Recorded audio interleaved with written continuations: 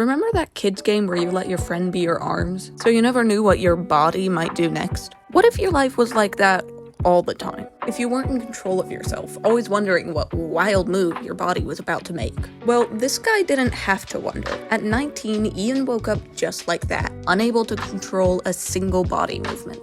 He wasn't paralyzed, his body still moved, he just wasn't the one moving it. His limbs literally wandered around by themselves, almost like they were possessed. Kind of like a glitch in a video game where you aren't moving your joystick but your character just keeps walking into a wall. He wasn't completely helpless. Ian could control his body a little bit, but only if he was staring right at it. He said if he looked away from his hands, they would float off and do really strange things, like knock something off a table or hit someone. And 13 years later, the same thing happened to Christina. She was a brilliant horseback rider, hockey player, mother, until one day her body just took on a life of its own. Like Ian, if she didn't concentrate, if she wasn't staring right at herself, her limbs would just gallivant along without her. She described it by saying, "I may lose my arms. I think they're one place and then I find out they're another." It was like her body was a misbehaved toddler hiding in the clothing racks at Target.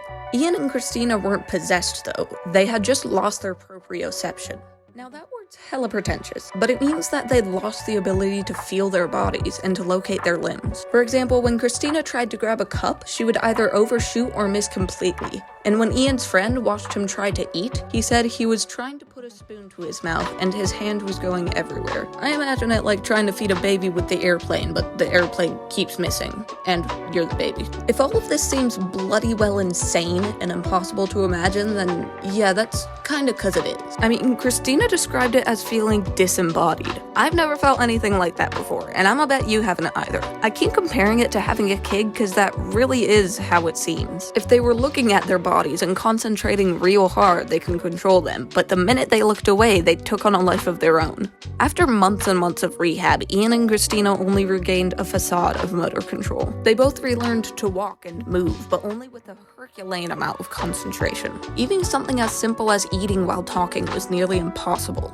Ian actually had a brain scan done, and to just touch his fingers together, it took as much concentration as it would to juggle. Imagine having to juggle every waking hour for the rest of your life while doing all your other daily activities. Talking, reading, eating, thinking about literally anything other than the balls you are currently juggling. While others spend years mastering ballet or art or swimming, they get to take breaks. They get to sit down at the end of the day and rest.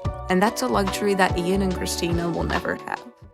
So what do you make of all this? Have you ever heard of loss of proprioception? And what's the weirdest medical case you know about? Let me know in the Franco-Barian comments.